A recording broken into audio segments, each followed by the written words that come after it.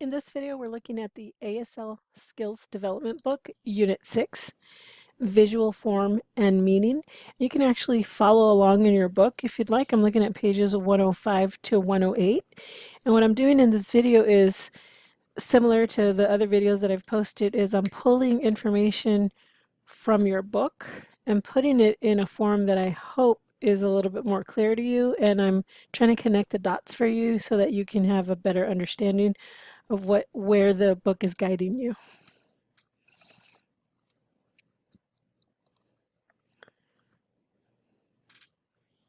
And so again, this is directly from your book, and I'm going to give you a second to look at that statement.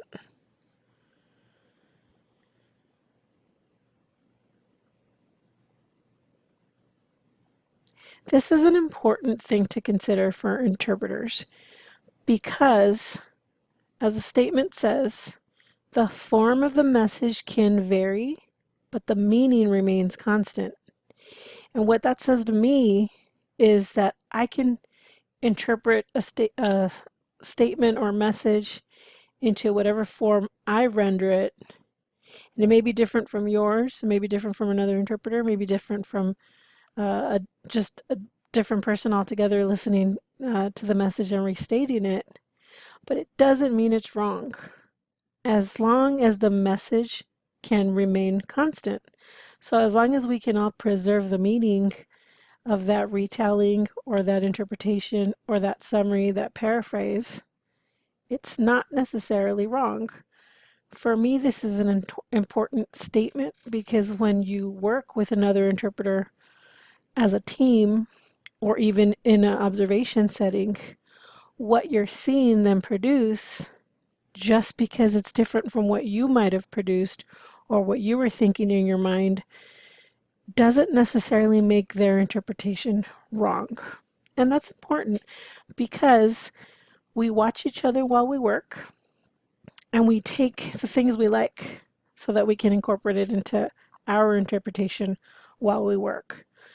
But likewise, we should expect the same from our colleagues, to watch us while we work, take the things you like, incorporate them into their interpretation.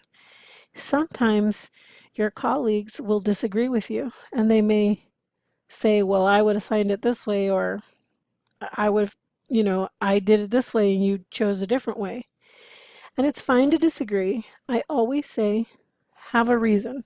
Have a reason for why you chose a specific sign or a specific way to render something. But the other thing is, be open to being wrong. Be open to someone saying, well, I would have chosen it this way for this reason. And be open to thinking, you know what, I like that better. That's going to make you a better interpreter. But what I'm saying also is, along the way, as we've been building these skills, you're building your professional intuition, your professional judgment, and your ability to analyze those kinds of things. And it's going to be important for you because you have a lot of discretion. And you also have to have a lot of critical thinking skills to be able to watch that other interpreter and know, I liked that, I didn't like that. That message was skewed or that message was right on. You have to be able to do that so that you can take those good things. Because wouldn't it be awful if somebody signed an amazing something and you're like, I love it, I'm going to do it again. And then you do it wrong for a long time? Who's going to tell you you're doing it wrong? You have to develop the ability to have critical thinking and analysis and a really good command of both languages, both English and ASL, because you're working from one to the other in both directions. You have to have a really good solid command of the language and a solid understanding of the skills to be able to watch and say to yourself, I know that that's right. I like it. I'm going to use it. And if you're not sure, take it and maybe have somebody that you discuss things with. I saw someone sign something this way and I'm not sure. What do you think? Ask around. It's important. You will develop relationships with colleagues and teams that you trust. And these kinds of discussions are always going to be happening as you move forward with your career. So your book goes on to say that it's important that the interpreter understand and be able to identify the difference between form and meaning in order to render a faithful translation. And so we've been building up those skills to understand the difference between form and meaning. So the goal is a faithful translation. What is that? I've taken that from your book. I'll give you a second to look.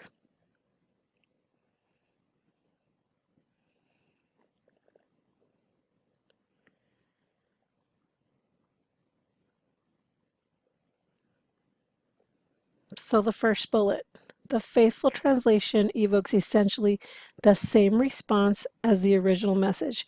We've seen this before. We've seen a statement saying effective interpretation or a successful interpretation, a quality interpretation means when any other person in the audience who's not using the interpreter, they're receiving the message from the source language, they're responding the same way that the person receiving the message through the interpretation is. So they're having the same experience, the same moment, the same reaction. Although sometimes there's a lag time, there's a lot of times that a joke happens and the people getting the message in the original language laugh a second or two before the person using the interpreter laughs. That's just nature of interpreting with processing time and lag time and delivery time. But the point remains the same, that it evokes the same response as the original message in the original source language does.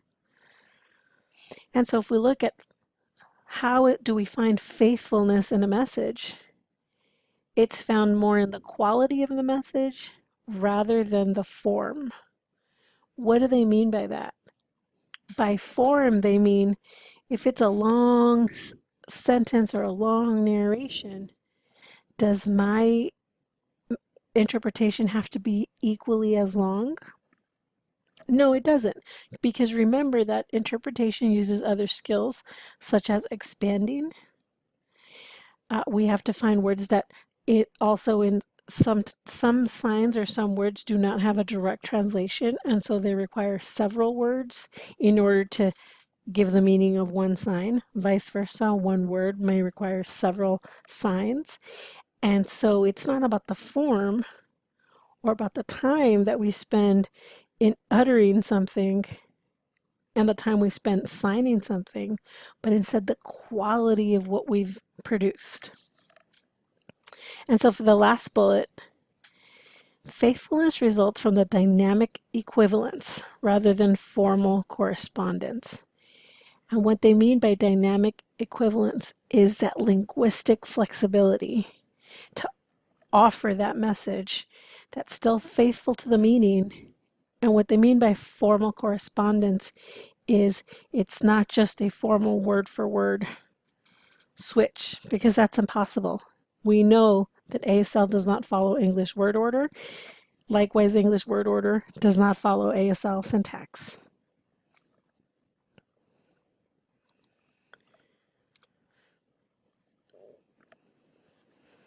And so in order to render a faithful translation, as interpreters, fidelity, and what your book means by fidelity is honoring the true message, the true intention, the true meaning, without a skew in the message, without a deterioration, without removing information. And so our job is really essentially to be faithful to the message. And that faithfulness, that loyalty to the message is what's guiding us to determine what to include in our rendition. our rendition being our interpretation. So this is really something that you need to think about. This is what weighs on our shoulders. We have so much discretion because our job is to remain faithful to the message. And we have such power to skew that message. And it really is why we have a code of professional conduct, because where we sit holds so much power in and privilege in the assignments that we're able to partake in the experiences that we're able to be a part of, and just the ability and the adventure that we get to be a part of. But it comes with responsibility and it comes with a lot of discretion. And so that's why the Code of Professional Conduct guides us, because we do hold a lot of power. And believe it or not, if someone's not watching you, do you do the right thing? I guess that's a statement of a general you for the world, right? I don't know that everybody does, but I don't know that it's malicious. It's also lack of skill and lack of critical thinking. And so it's our job to be constantly doing this self-analysis in order to stay faithful to the message and stay faithful to the field.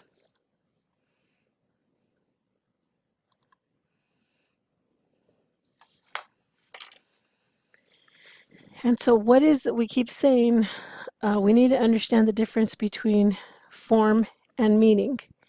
And so to explain again, what is form? This is again directly from your book. Form is the observable part of language. So it's the signed version of the message. It's the spoken version of a signed message. It includes information from the word level, phrase, sentences, discourse levels, specific down to the words. And it's the part of language that can be seen or heard. And so very simply, form you can think of can be, as we've said before, with ideas and concepts and words. And so if form is the observable part of language, what is meaning? It's the non-observable part of communication.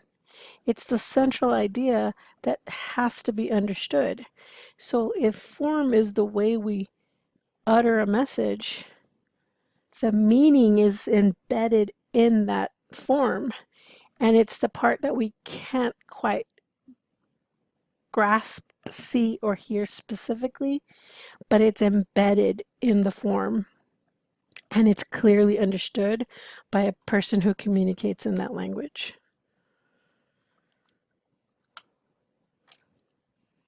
So our job comes back to this. Our job is to distinguish form from meaning. And I'll give you a second to look at that slide.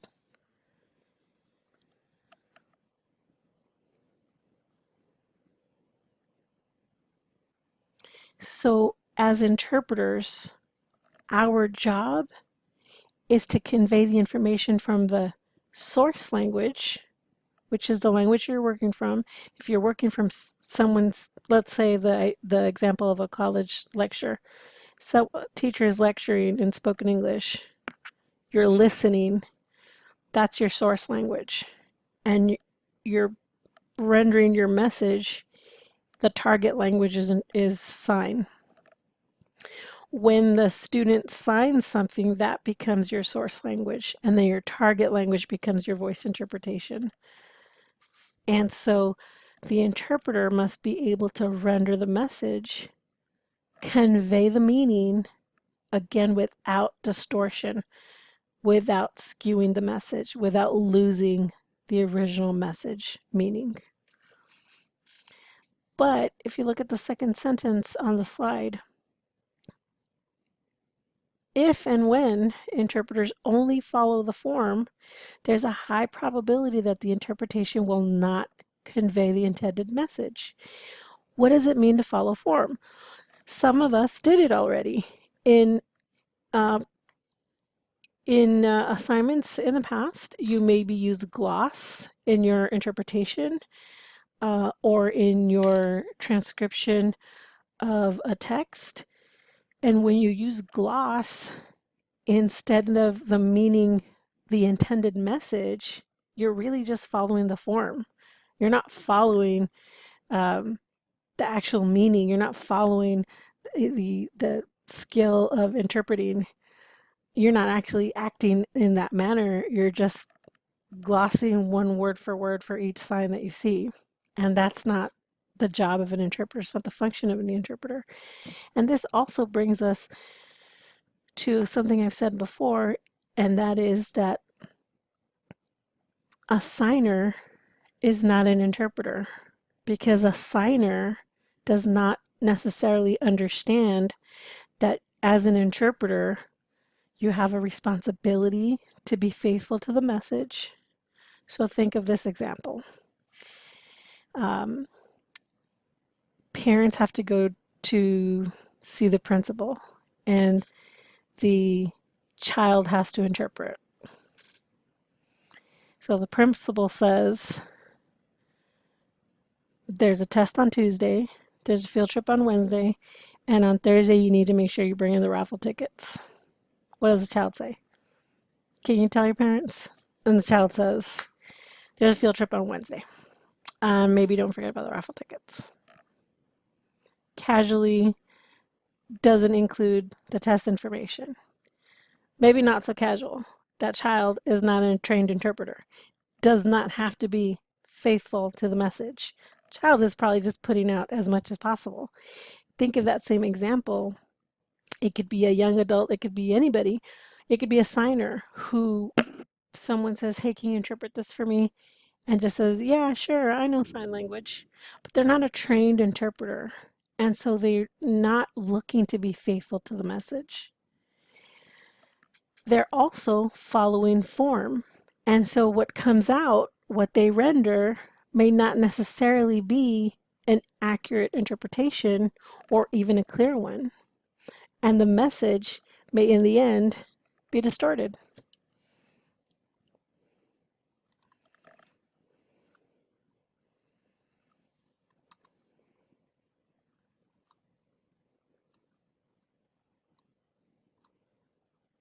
So here's another part, following on with that distinguishing form from meaning.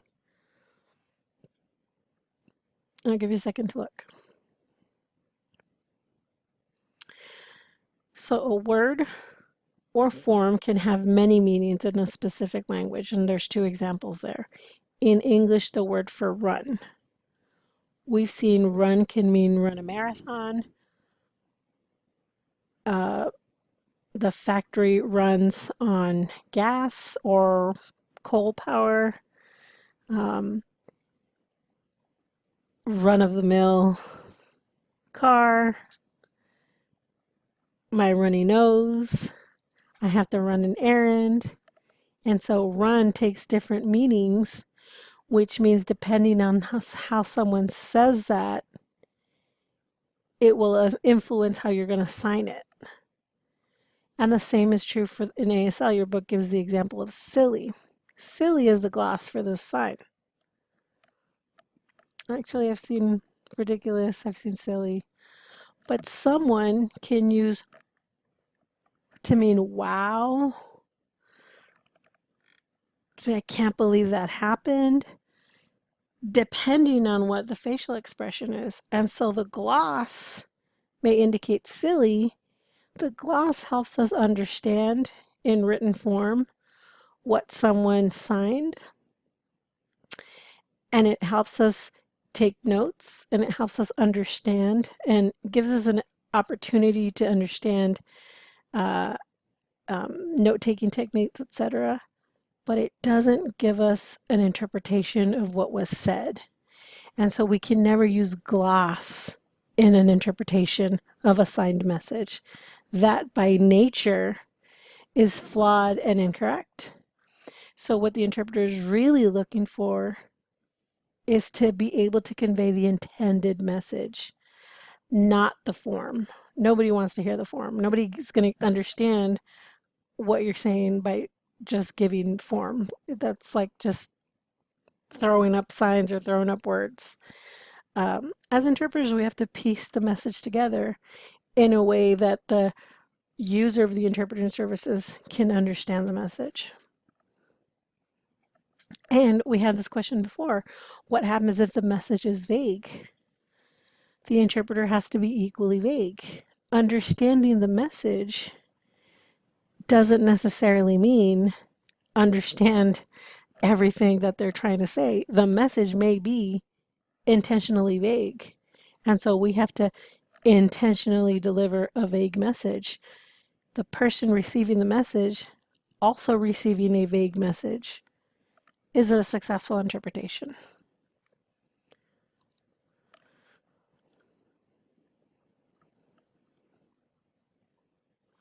And so our job is to understand the intention behind message. This is why you are professional communicators. You will develop a way to read people in a way that you probably are starting to wake up to now. A way of reading people outside of people who are signers, but you'll be able to read body language, facial expression, hesitation in speech, hesitation in action, because your job is to figure out the intention behind a message. And a message intention isn't just coming through in the words or in the signs. It comes through in somebody's posture, in their body language, in their facial expression, in their tone. It comes through in the way we deliver something. And so it's your job to take in that delivery, understand the intention behind it, and deliver it. If we don't understand the intention behind a message, we can't really interpret it accurately. And sometimes nobody understands the intention behind the message. And that's part of our interpreting process as well, to say that, to say it in our face. Not really sure why they're saying, but that's what they're saying. But be clear about that, be transparent, because that's our job. Our job is to get the intention behind it and deliver it in our interpretation. And how do we learn that? How do we pick up on those cues and understand intention? And how does it influence our decision making in our interpretation decisions? As we see on the slides, one second. So again, we have a really big responsibility, and the responsibility lies on our shoulders to make interpreting decisions. We make the decisions about how we can remain faithful to the message. No one can tell you how to sign X, Y, and Z, or how to better do this or better do that. You're the one listening to the message, and you're the one on the hot seat. You have to deliver. And so what are the factors that have to influence, or that do influence, your decision making? It's, as we see on the slide, the context of the message. How are we getting the message? And context could be, someone could say words that are scolding. I can't believe you did this. And they're saying it with a smile. And maybe they're laughing because the context is, it was a joke. You need to know all those things in order to deliver that message. Who are the participants? Is it teacher-student relationship, colleagues, boss and employee, assistant? Who are the people involved in this communication? Because that's going to also influence your decisions. Cultural aspects of language. If I choose one word, it may not be appropriate, maybe not be the right fit. I gave an example previously of using the sentence, the test was difficult, or the test was hard. You may choose to interpret the test was hard when someone's just speaking to their peers. And you might choose that word difficult, 'cause it's a tiny bit different, to convey that message to a boss, a colleague, or even a teacher, somebody in a different level of authority to the person who you're communicating with. The other thing that influences your decision is the situation. Is this a low-key situation? Is this a formal event? Is the person presenting something and so you want to use a little bit more formal language, or are they just chatting with a colleague? What's the situation? And again, the interpreter's level of language ability, that language flexibility and the ability to flex in both languages, both the source and the target language, is what gives you the skill and the ability to render that message faithfully. And so as you're working on your skills, it takes a lot of skills, a lot of different skill sets, not just an understanding of the language, but we have built brick by brick this other foundation guiding us to a successful interpreting development, because it takes a lot. I hope that you have seen through the course of our videos and our class that it's not quite simply knowing one language and putting it out there. It takes complex skill, intention, critical thinking, and an understanding of these nuances in order to be a successful interpreter. This is why it is so important. I strongly believe that a trained interpreter does things with intention. You work with intention and you think about the delivery of your message. And a person can be talented and gifted with sign, and they may get by. They may still get work, but they're going to be missing this beautiful thing that you have because you're getting training. And that is probably the biggest investment that you could have done. So that concludes the end of this video for ASL Skills Development, Unit 6, Visual Form and Meaning. Thanks.